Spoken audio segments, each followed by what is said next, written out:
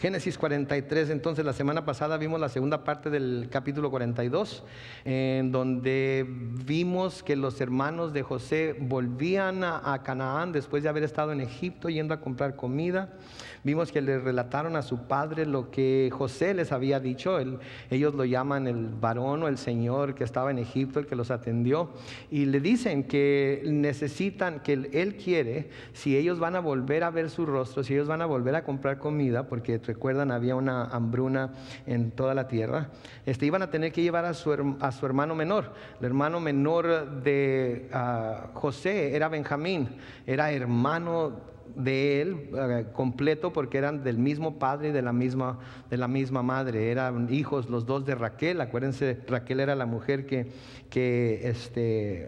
Jacob había amado primero, con la que quería casarse antes de que Labán, su suegro, le hiciera trampa y le diera a la hermana mayor, Lea, primero. Y Jacob tenía en su corazón un lugar especial para José, que fue el que sus hermanos vendieron, y para Benjamín.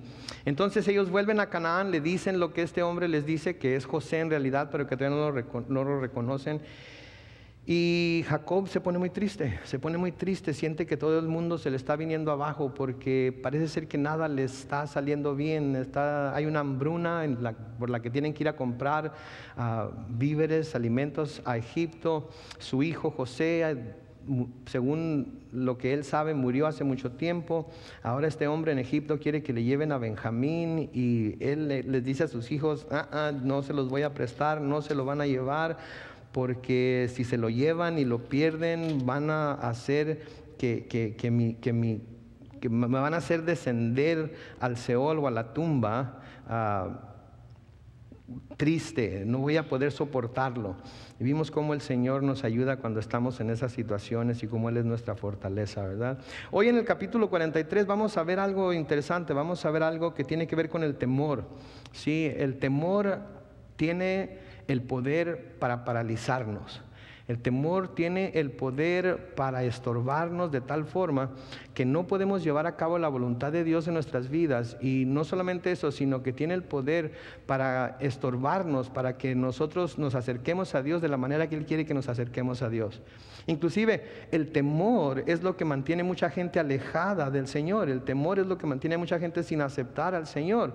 Aunque no veo yo la razón por la que deben de temer al Señor, si el Señor lo que está ofreciendo es vida eterna, está ofreciendo salvación de una eternidad en el infierno. Al contrario, deberían de correr al Señor cuando eso es lo que se les dice que se les está ofreciendo. Pero el temor los detiene, no los deja acercarse a Él. Y el temor es algo que, valga la redundancia, debemos de temer. Sí, porque el temor nos puede cegar a las bendiciones que Dios nos quiere dar. Las cosas, cuando viene el temor a nuestro corazón, hasta podemos ser cegados a las bendiciones que Dios quiere darnos y a las bendiciones que tiene para nosotros. Entonces debemos de hacer un lado el temor, como vamos a ver aquí hoy. Entonces comenzamos en el capítulo 43 y en el versículo 1, en donde se nos dice aquí que el hambre dominaba en la tierra. Así que al consumirse todo el trigo que habían llevado de Egipto, su padre les dijo, regresen a Egipto y compren algo de alimento para nosotros. Ahora, ¿de quién estamos hablando aquí? Estamos hablando de los hermanos de José y estamos hablando de Jacob. Recuerden, la hambruna iba a durar 7 años. 7 años iba a durar la hambruna, entonces iba a ser un tiempo larguísimo, ¿verdad? E iban a tener, si las cosas no cambiaban, que ir constantemente a Egipto a poder comprar alimentos. Iban a tener que ir constantemente a enfrentarse con José, con este hombre que los había recibido como los recibió, como vimos la semana pasada, y iban a tener que estar constantemente lidiando con él, tratando con él. Yo no sé si ustedes alguna vez han tenido que estar constantemente lidiando con alguien o con algo, que ya están cansados de lidiar con él o con ella o con ello, y ya preferirían mejor morirse de hambre si fueran los hermanos de José, que tener que ir a lidiar con este hombre de nuevo. Sí, porque él había impuesto sus términos, él había impuesto sus reglas, él les había dicho muy claramente lo que tenían que hacer, y si no llevaban a cabo lo que él les había dicho que tenían que hacer, entonces no había esperanza para ellos. Si a veces llegamos a esos puntos, ¿no?, en donde ya mejor preferiríamos no tener que lidiar con ello, tirarlo por la ventana, olvidarse de ello, ya no quiero tener nada que ver más con esto. Pero eso es precisamente una reacción que causa el temor de lo que me pueda pasar, el temor de lo que pueda perder, el temor de lo que otros me puedan hacer. Y eso es algo que como cristianos no podemos tener.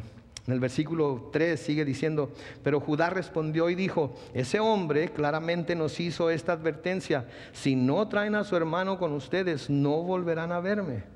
Nosotros iremos a comprar alimentos solo si tú envías a nuestro hermano con nosotros, le dicen los hermanos de José a Jacob. Versículo 5 dice: si no lo envías, nosotros no iremos. Ese hombre claramente nos dijo: si no traen a su hermano con ustedes, no volverán a verme.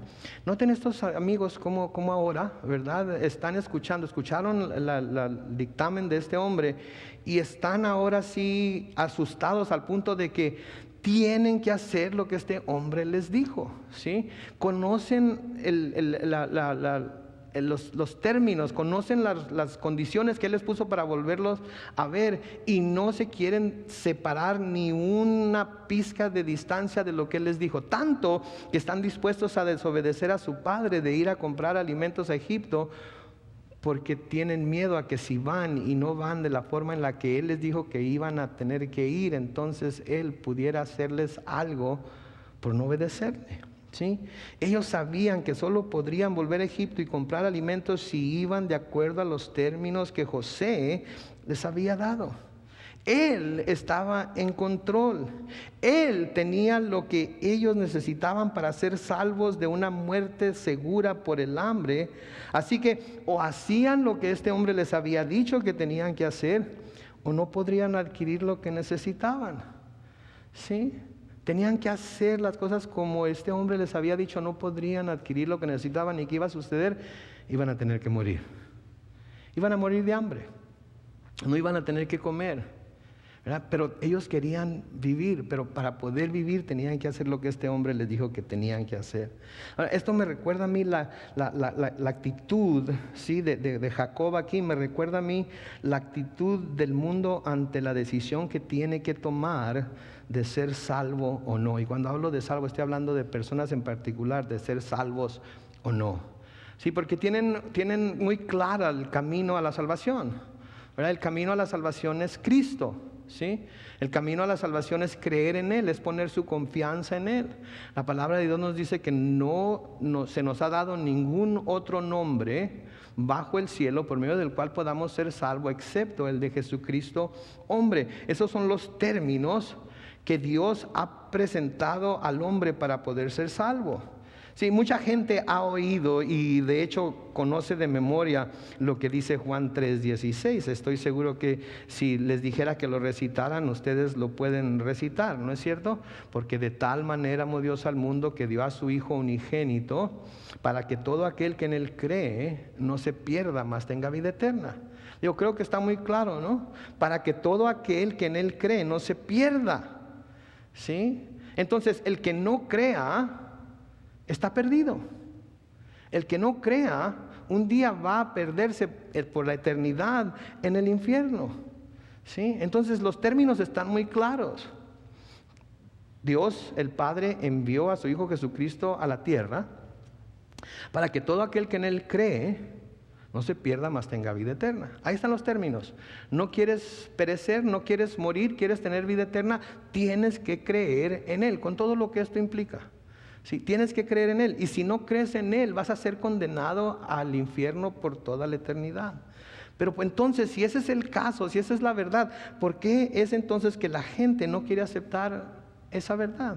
¿Por qué es que la gente no quiere doblar la rodilla delante de Jesús y decir: ok, lo entiendo, si no es por medio de ti no voy a poder llegar al cielo, si no es por medio de ti no voy a poder tener vida eterna? ¿Por qué entonces no dobla la rodilla?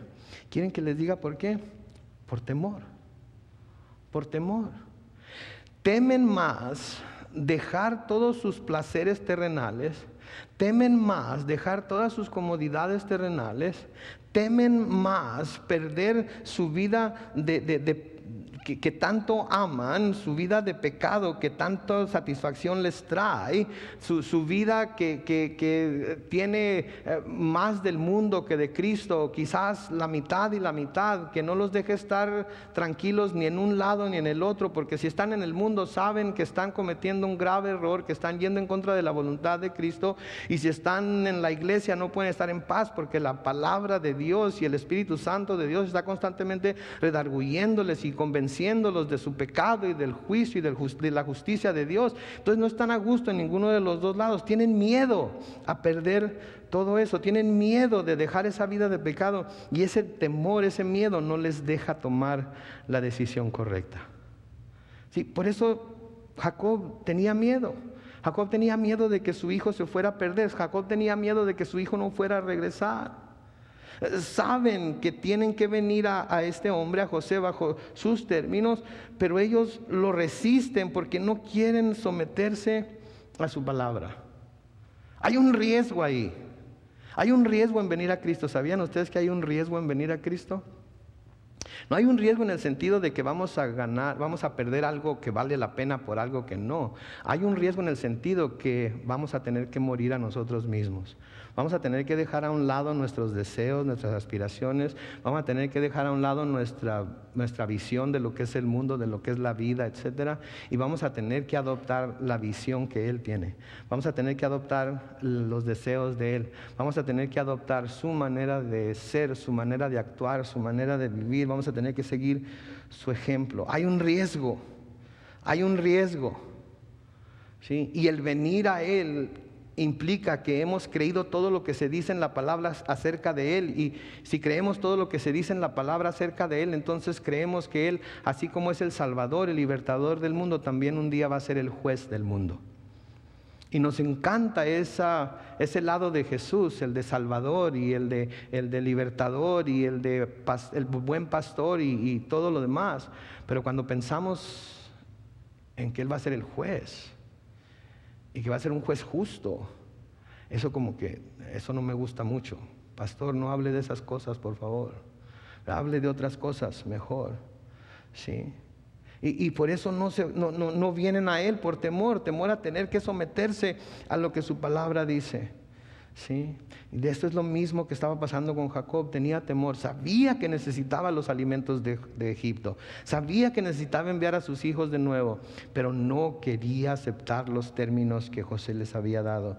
Y los hijos dicen, pues sabes que si no va él, no podemos ir nosotros.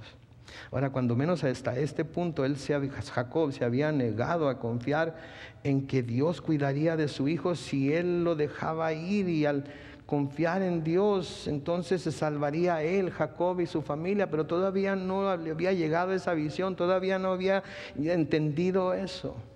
Pero sigamos leyendo en el versículo 6. Entonces dijo Israel, ¿por qué me hicieron ese daño de hacerle saber a ese hombre que tenían otro hermano? Noten, Jacob culpa a sus hijos por encontrarse en ese predicamento, pero ellos en realidad no hicieron nada, sino contestar algunas de las preguntas que ellos tenían. De nuevo me recuerda a los incrédulos cuando nos hacen preguntas, ¿verdad? Y les decimos que no tienen excusa porque ya escucharon el mensaje, escucharon el evangelio, pero no han querido tomar una decisión, y muchas veces el que está escuchando dice, pues mejor no me hubieras dicho nada. Muchas veces hubieran preferido no escuchar nada que conocer la verdad y no someterse a esa verdad. Sí, prefieren ser como las avestruces que meten la cabeza en un hoyo, en la arena, para no ver lo que está sucediendo a su alrededor. Sí, así Jacob estaba aquí, estaba culpando a sus hijos. En lugar de decir, como de hecho lo va a decir más adelante, no me quiero adelantar mucho, pero en lugar de decir, pues que vaya y que sea lo que Dios diga, no va a ir, está aferrado a que no, y aunque sabe que se van a morir de hambre. Versículo 7 sigue diciendo, ellos respondieron, ese hombre nos hacía muchas preguntas acerca de nosotros y de nuestra familia. Nos preguntaba, ¿vive todavía su padre? ¿Tienen algún otro hermano? Y nosotros respondimos a sus preguntas. ¿Cómo íbamos a saber que él nos diría, traigan aquí a su hermano? Creo que es válido el argumento de los hermanos de José, ¿no creen? ¿Cómo iban a saber ellos? ¿Cómo iban a saber ellos que al de contarles su historia, él iba a pedir que hicieran algo que para Jacob no era algo que quisiera hacer? Y se podría decir que las preguntas que José les había hecho podría haberles dado cuando menos algún indicio de que él sabía algo acerca de ellos, pero no lo pudieron ver. ¿Por qué? Por el temor.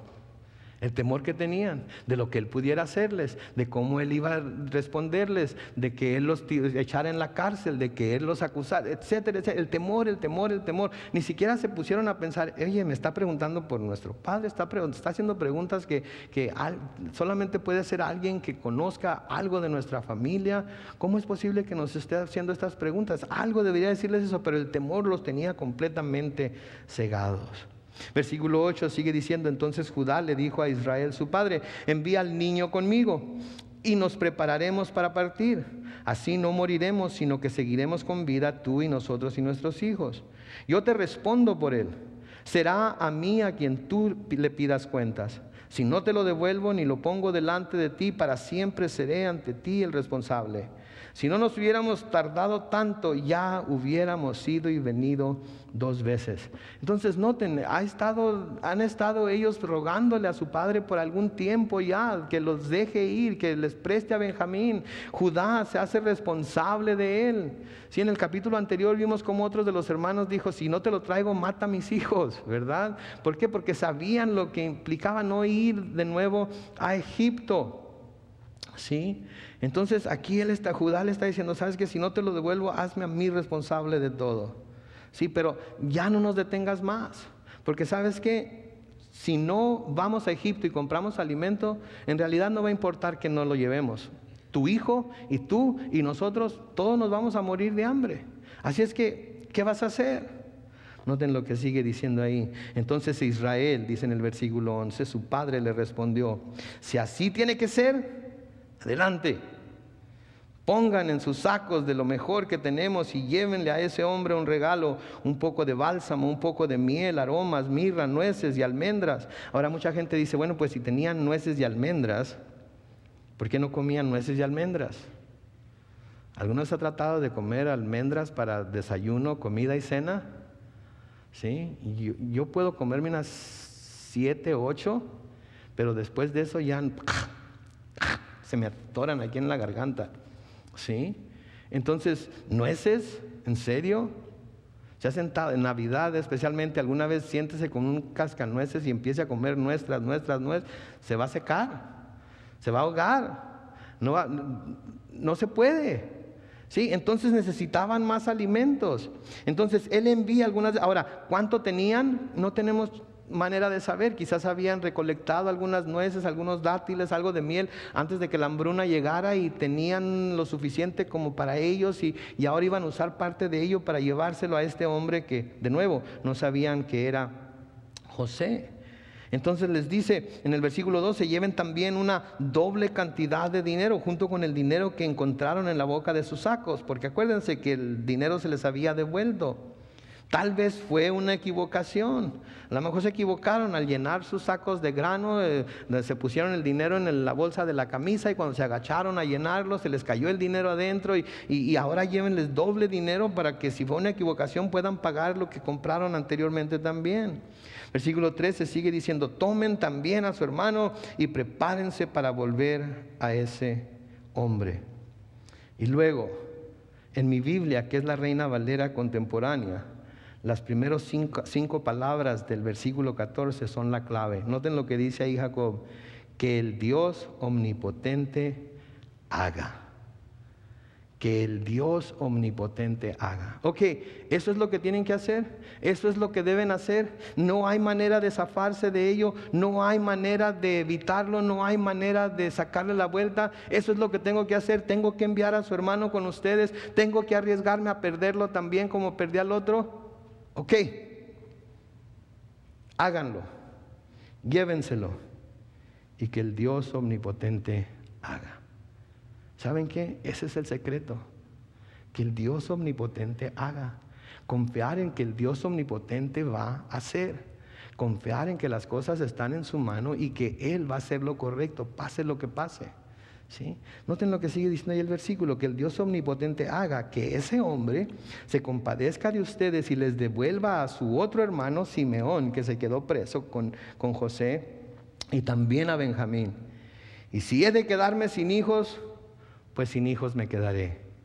¿Se fijan? Aquí Jacob estaba haciendo un cambio en su manera de ver las cosas, estaba haciendo un cambio en su manera de pensar.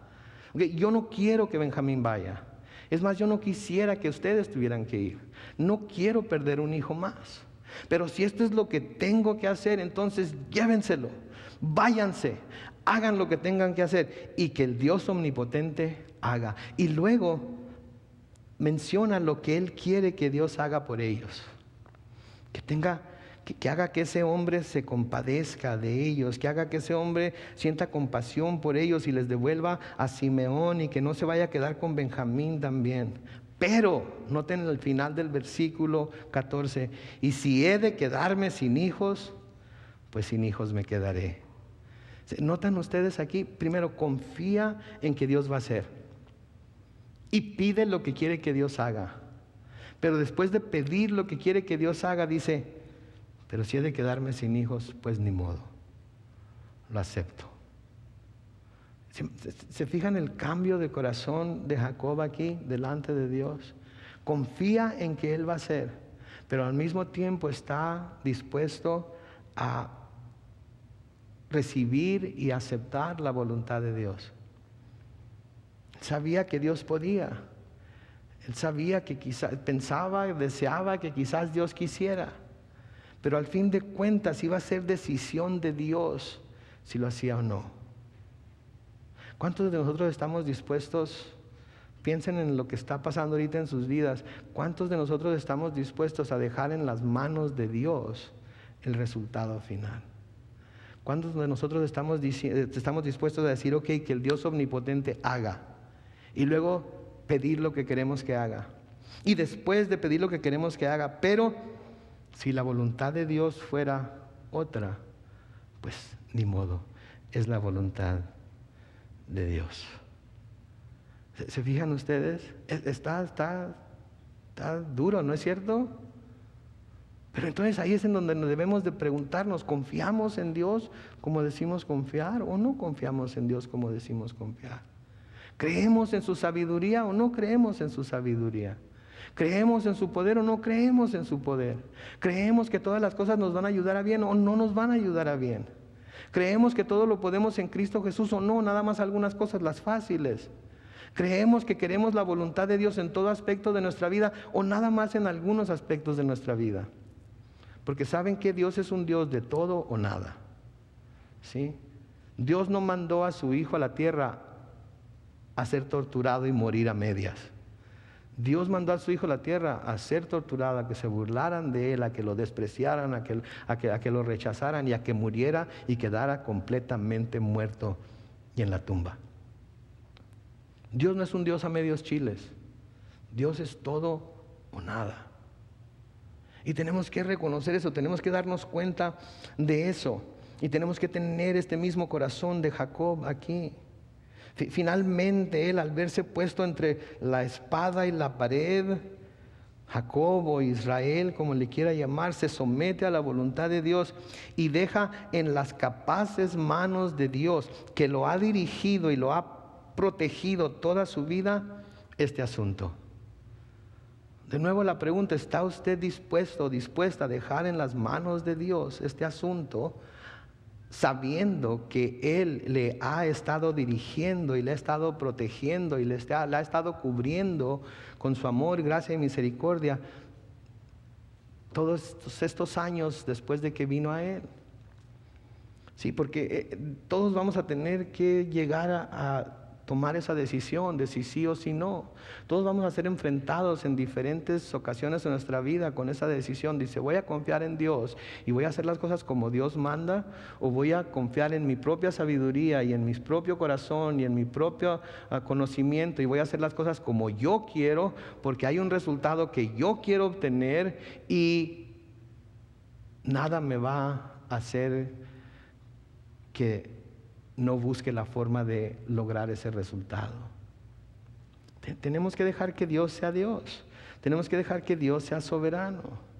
Y saben que yo creo que A veces Dios tiene que ponernos entre la espada y la pared. No sé por qué nos gusta tanto estar entre la espada y la pared.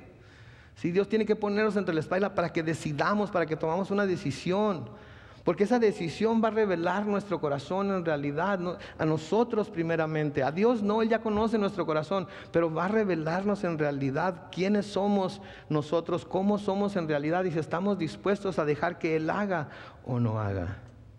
Y ¿saben qué? Yo creo que este es el resultado que Dios desea, que las pruebas produzcan en nosotros, que lleguemos al final de nosotros mismos y decidamos abandonar nuestros temores acerca de lo que pudiera pasar si hago lo correcto, acerca de lo que pudiera pasar si hago lo que la palabra de Dios me dice que debo de hacer, acerca de lo que pudiera pasar, ¿sí? Si hago lo correcto ante los ojos de Dios y me aferro a Él, si voy a tener temor de hacer todo eso. Y yo creo que eso es lo que Él quiere que produzca en nosotros, para que cuando llegue el momento que llegamos al final de nuestras fuerzas, decidamos abandonar nuestros temores acerca de lo que pudiera pasar y confiar en Dios para que Él haga. Para que Él haga. Todos los que estamos aquí en este lugar ahorita tenemos algún tiempo de cristianos ya. Y todos, aunque queramos a veces decir que no, sabemos la diferencia entre el bien y el mal, sabemos la diferencia entre lo que Dios nos dice en su palabra que debemos hacer y cómo nosotros debemos abordar los diferentes problemas que tenemos de una manera que lo honre a Él, de una manera que honre a las personas que debemos honrar con el amor de Cristo. Pero tenemos que tomar la decisión de que lo vamos a hacer independientemente de lo que sintamos, de lo que pensemos, y vamos a confiar para que Él haga. ¿Saben que Jacob sabía esto? Dios lo había guiado, Dios lo había cuidado, Dios lo había bendecido toda su vida. Pero es curioso cómo a menudo, aunque Dios siempre ha estado con nosotros, llegamos a olvidarnos de ello y el temor invade nuestros corazones y se nos olvida de todas las fidelidades que Dios nos ha mostrado anteriormente. ¿Sí? Lean conmigo lo que dice el Salmo 37, los versículos 1 al 5.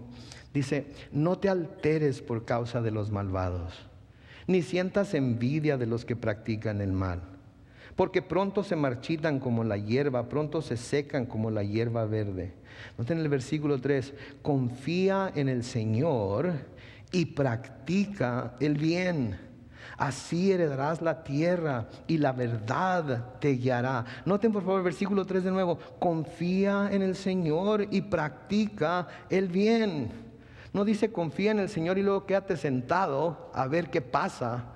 Dice confía en el Señor y practica el bien. Haz lo que sabes que es correcto.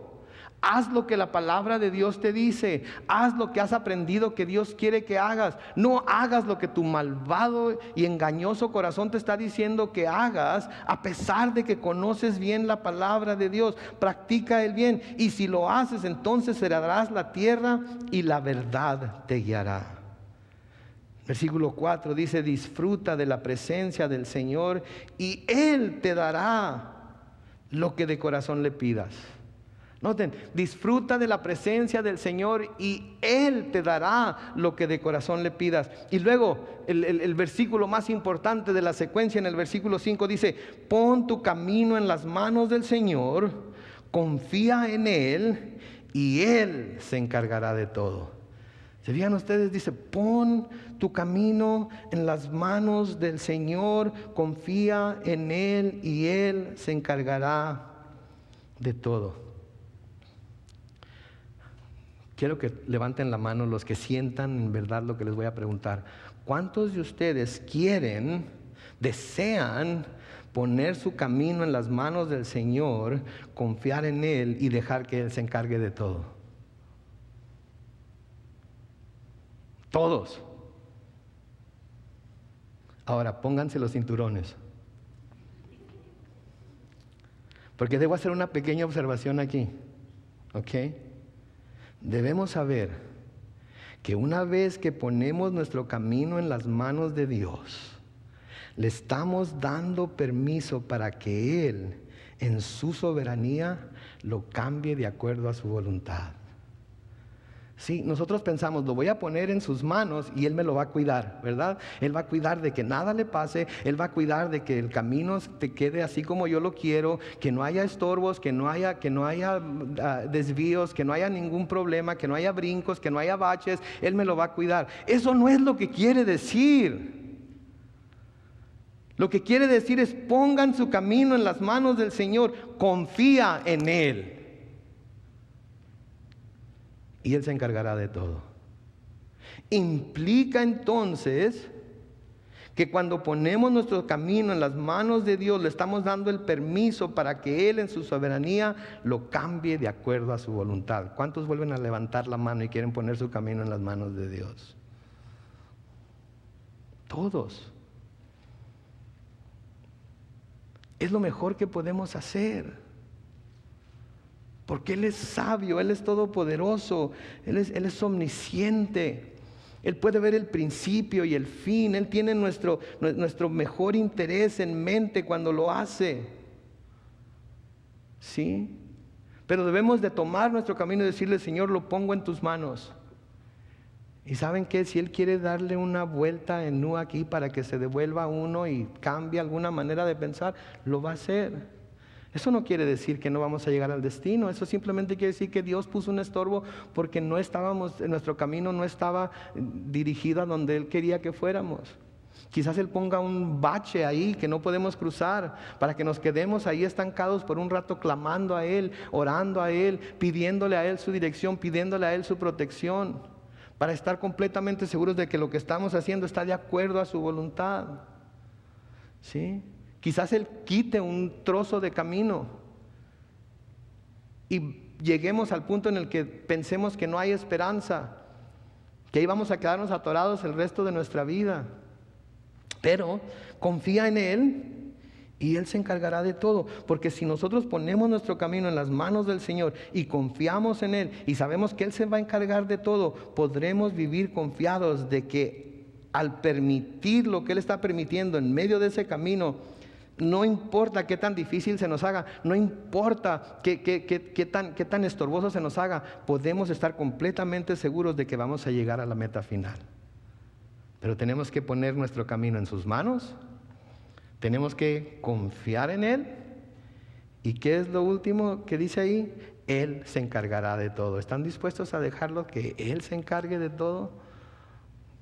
Porque si estamos dispuestos a dejarlo que Él se encargue de todo, entonces, ¿saben qué?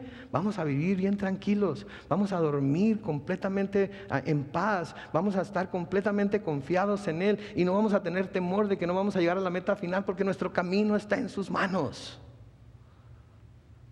Y podemos estar seguros de ello. Jacob sabía esto, Jacob había tenido tantas experiencias con Dios, Jacob había visto la mano de Dios puesta sobre su vida. ¿Se acuerdan cuando Jacob huye de Labán y Labán finalmente lo alcanza? Sí, Labán le empieza a decir, ¿por qué te fuiste? No me diste chance ni de despedirme de mis nietos y mis hijas y que quién sabe qué. Si yo hubiera hecho una fiesta para ti y todo lo demás. Si quieren ver ahí en Génesis 31, unas cuantas páginas a la izquierda, en el versículo 42, Jacob le dice a Labán, si no estuviera conmigo el Dios de mi padre, el Dios de Abraham, el Dios a quien Isaac temía, estoy seguro que me dejarías ir ahora con las manos vacías.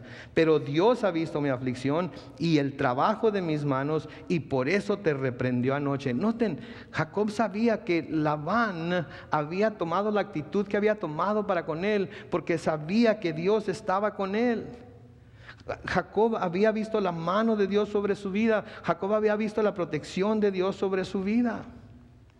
Cuando Israel va a encontrarse con su hermano Esaú, sí, va medio nerviosón, se va a encontrar con Esaú, aquel a quien le había robado la primogenitura, aquel que había ofendido, sí. Y antes de llegar con Esaú se pone a orar al Señor.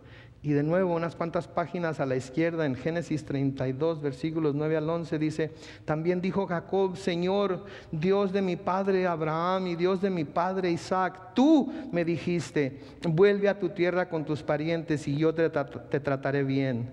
Yo soy menor que todas las misericordias y que toda la verdad con que has tratado a este siervo tuyo, pues crucé este Jordán solamente con mi cayado y ahora he llegado a poseer 2 campamentos. Versículo 11 dice: por favor, líbrame de la mano de mi hermano Esaú, porque le temo, no sea que venga y hiera a la madre junto con los hijos. Tú has dicho: yo te trataré bien, y tu descendencia será como la arena del mar, a tan numerosa que no se puede contar. Y Dios cumplió su promesa. Esaú no le hizo nada. Esaú no le causó ningún daño. Y Jacob pudo vivir en paz y pudo tener su casa en paz.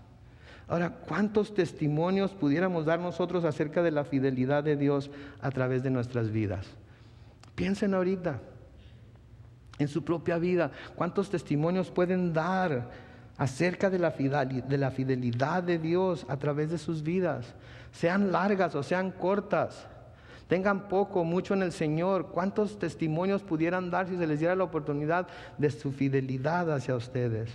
¿Por cuántas pruebas nos ha ayudado Él a pasar? Pruebas difíciles a veces, pruebas en las que llegamos al final de nosotros mismos, al final de nuestras fuerzas, pero Él estaba ahí para ayudarnos.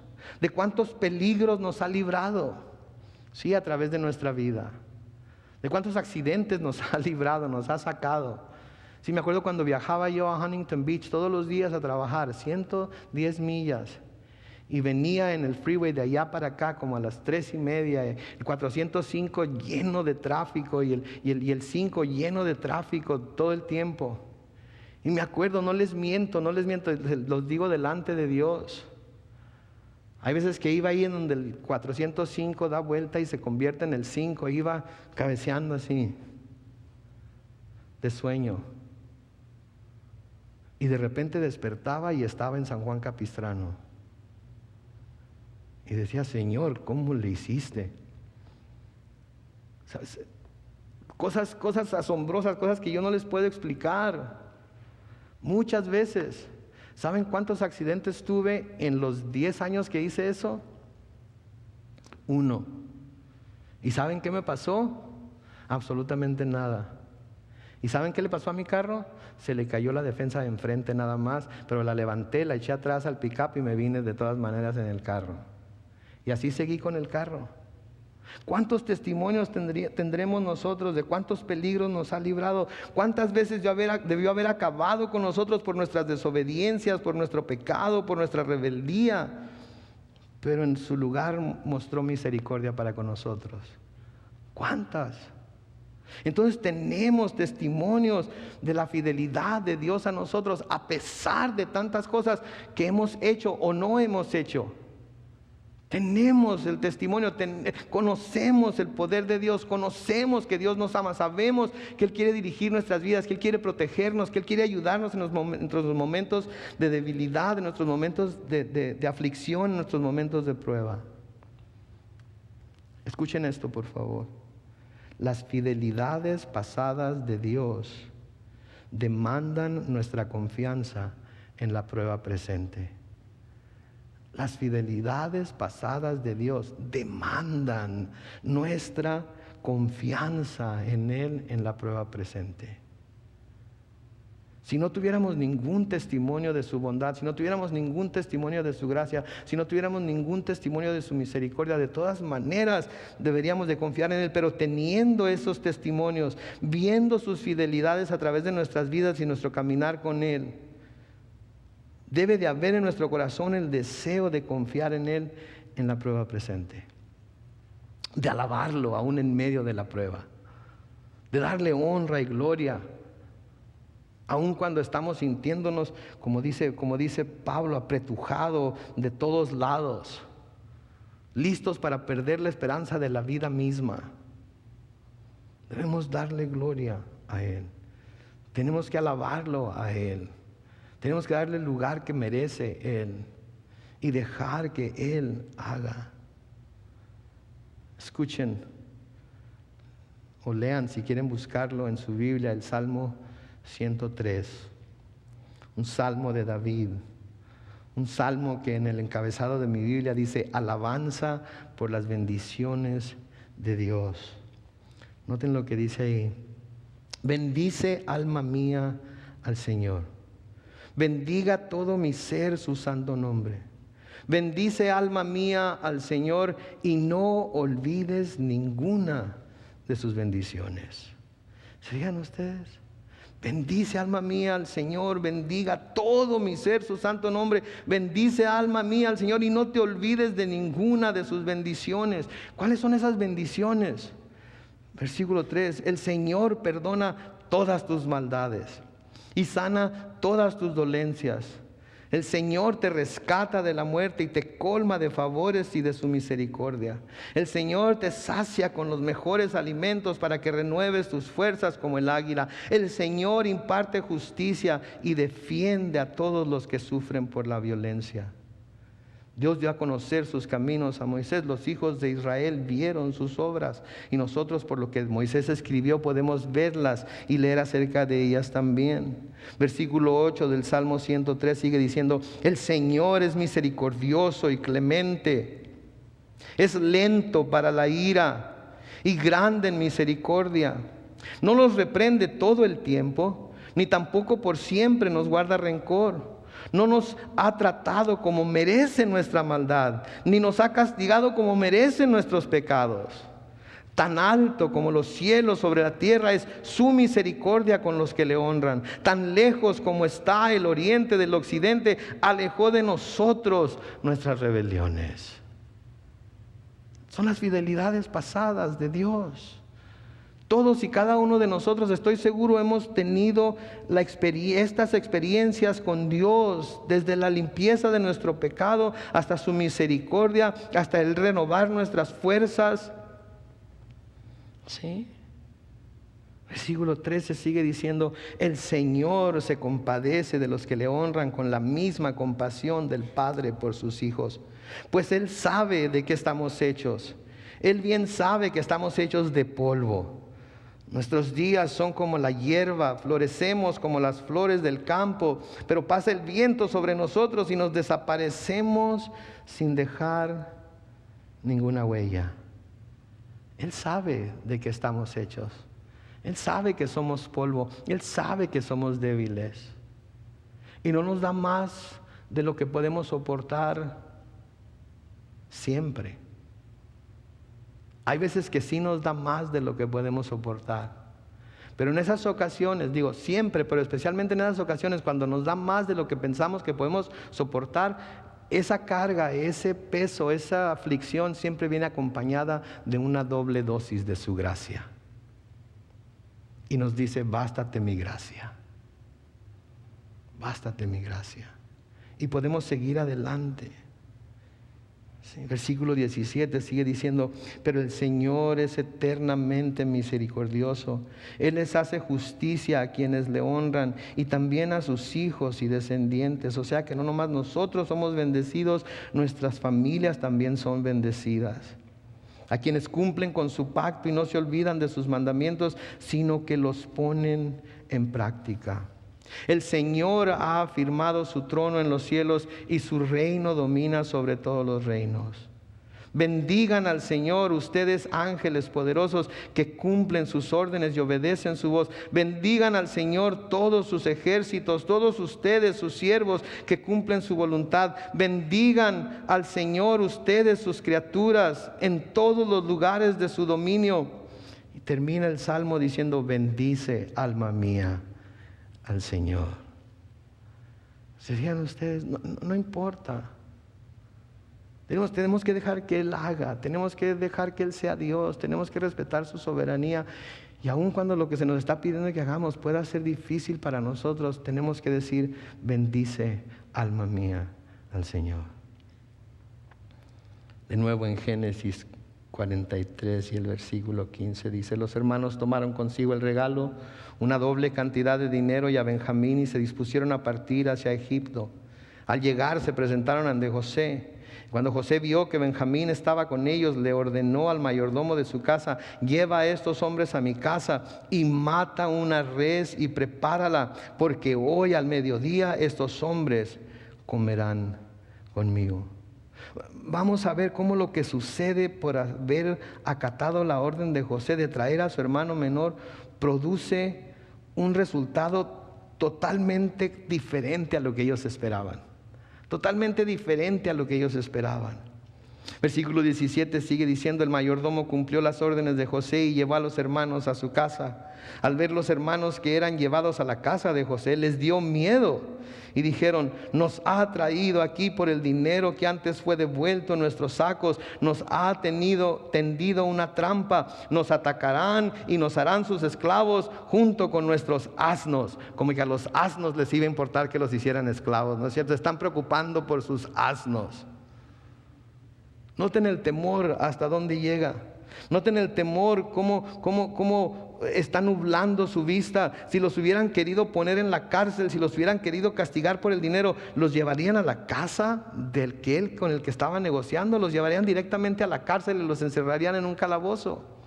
Los llevarían directamente a la cárcel, los encerrarían. Están llegando a esta casa llena de, me imagino, de lujos y en donde vive este hombre principal y ¡ay! Nos van a echar a la cárcel. El temor no los deja ver ni siquiera la bendición que están recibiendo.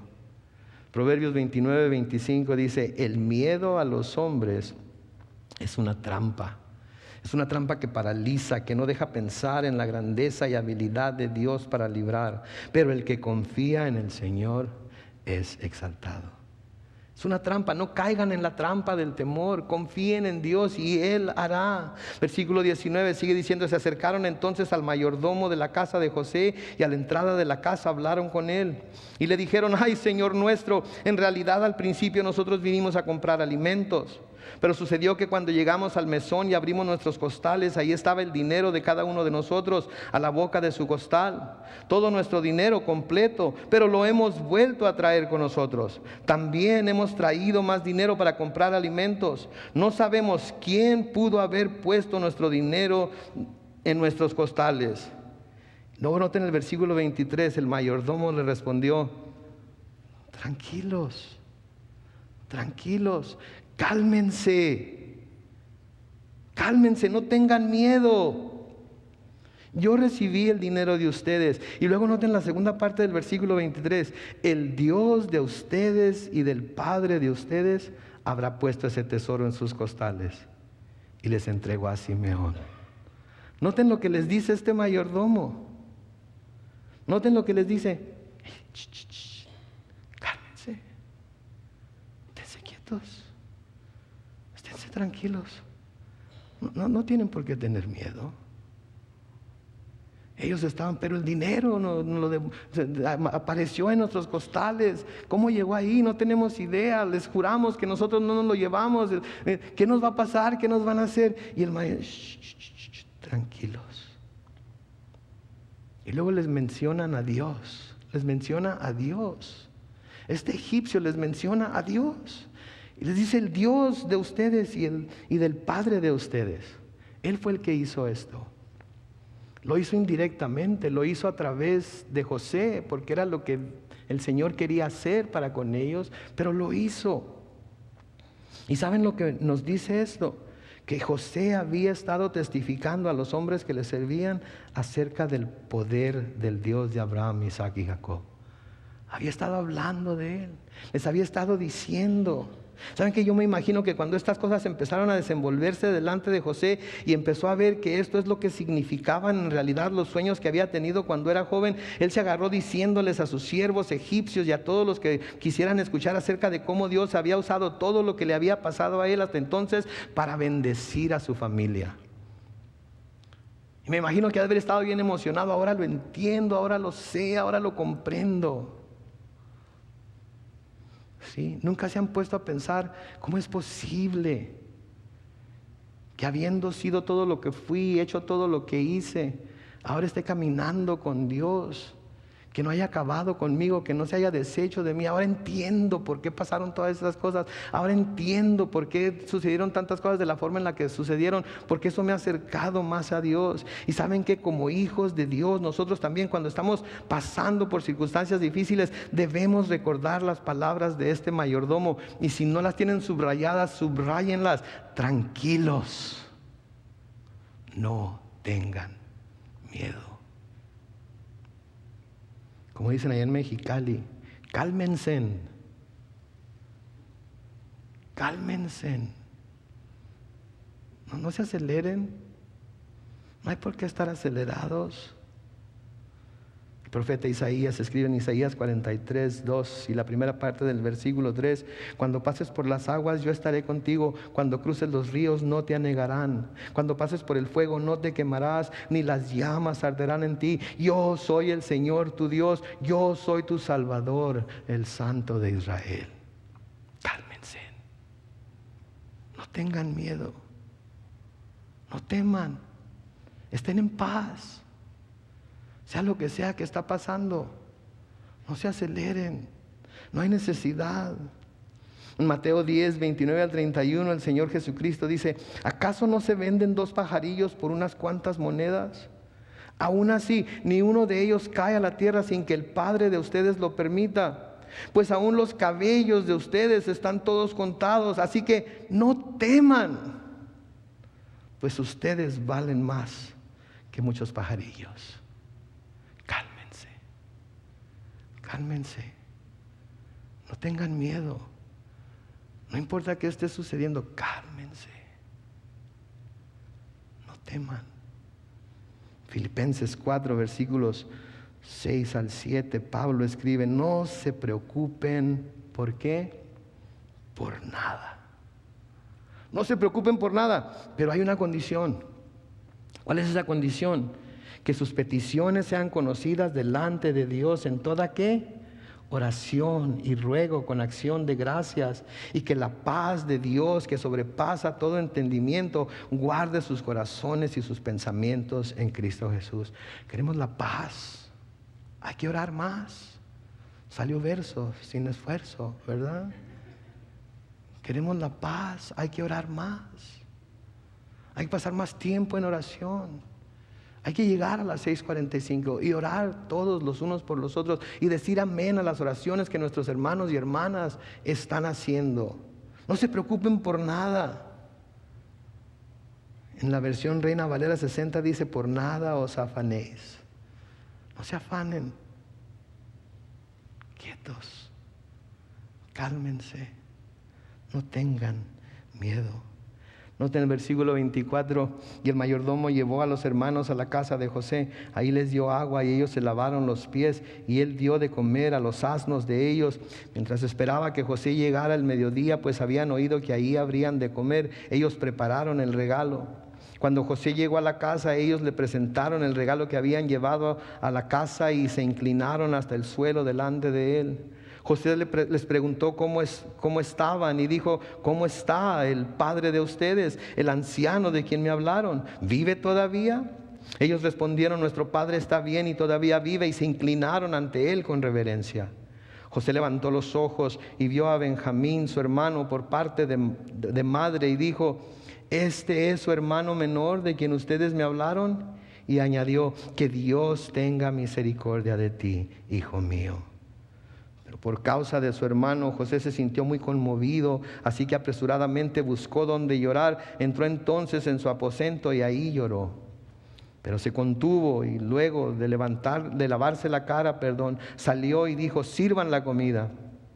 A José le sirvieron aparte, lo mismo que a sus hermanos. También le sirvieron aparte a los egipcios que comían con él, porque los egipcios no pueden comer con los hebreos, pues para ellos es algo repugnante. Los hermanos de José se sentaron delante de él según su primogenitura, de mayor a menor y en el orden de sus edades. Y unos a otros se miraban totalmente atónitos. José tomó de las viandas que tenía delante de él y se las dio, pero la porción de Benjamín era 5 veces mayor que la de cualquiera de ellos. Y ellos bebieron y se alegraron con él. Noten, estaban completamente asombrados de lo que les estaba pasando. ¿Cómo fue que terminaron sentados por orden de su edad? ¿Cómo es que habiendo tenido el temor de ser hechos esclavos de este hombre, ahora están sentados en su casa, sentados a su mesa y comiéndose su comida? ¿Por qué? Porque la mano de Dios estaba sobre ellos. Tranquilos, tranquilos. No tengan miedo. No tengan miedo. El Dios Todopoderoso lo va a hacer. Encomienden a Él su camino, confíen en Él y Él hará. Salmo 46, versículos 1 al 3 dice: Dios es nuestro amparo y fortaleza, nuestro pronto auxilio en todos los problemas. ¿En cuántos problemas? En todos los problemas. Por eso no tenemos ningún ¿qué? Temor. Aunque la tierra se estremezca y los montes se hundan en el fondo del mar, aunque sus aguas bramen y se agiten y los montes tiemblen ante su furia. El versículo 10 del Salmo 46 sigue diciendo: alto, alto, que quiere decir también estén quietos, esténse sosiegos, tranquilos, reconozcan que yo soy Dios. Las naciones me exaltan, la tierra me enaltece. Con nosotros está el Señor de los ejércitos, nuestro refugio es el Dios de Jacob. Mi pregunta para usted hoy ¿es el Dios de Jacob su refugio? ¿Está refugiándose en Él? ¿Está confiando en Él? ¿Le ha confiado a Él su camino y está dispuesto a dejarlo que Él lo cambie conforme Él quiera cambiarlo, con el propósito de llegar a la meta que Él ha trazado para su vida? Sin replicar, sin rebelarse, haciendo lo que la palabra de Dios dice al pie de la letra para que las bendiciones y la buena voluntad de Dios se cumplan en su vida. Porque de eso es de lo que se trata hoy. Alto, esténse quietos, estén tranquilos y vean que Él es Dios. El temor nos puede paralizar, el temor nos puede cegar, el temor puede hacer que nuestra esperanza se desvanezca, el temor puede venir a traer tantas cosas a nuestra vida. El temor, al único que debemos de temer es a Dios. Todo lo demás no hay por qué temerle. Tranquilos, no tengan miedo. Amén.